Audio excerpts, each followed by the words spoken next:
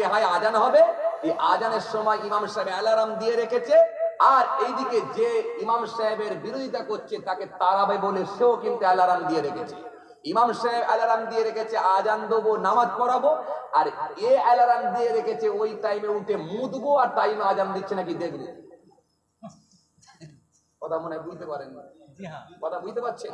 এমাল কিন্তু নামাজ পড়ার জন্য নয়, ও খালি ওই টাইমে অ্যালার্ম দিয়ে রেখেছে, টাইমে দেখে নেবো ইমাম সাহেব উঠে আজান দিচ্ছে নাকি, ওই টাইমে উঠে একটু মুতে নেবো, আর ইমাম সাহেব টাইমে আজান দিচ্ছে নাকি দেখে নেবো। যদি 5 মিনিট লেট হয়ে যায় তাহলে ওইটাই একটা সুযোগ। ইমাম সাহেব লেট কেন হলো? বিরাট মাস্তানি, বিরাট মাস্তানি। দুটো জায়গায় তো মাস্তানি করতে পারে, এক হচ্ছে বইয়ের কাছে আর এক হচ্ছে ইমামের কাছে। নিজের বিবির কাছে দেখবেন খুব মাস্তানি করে সেই স্বামীটা। কিছু স্বামী আছে না নাই, নিজের বিবির কাছে দেখবেন খুব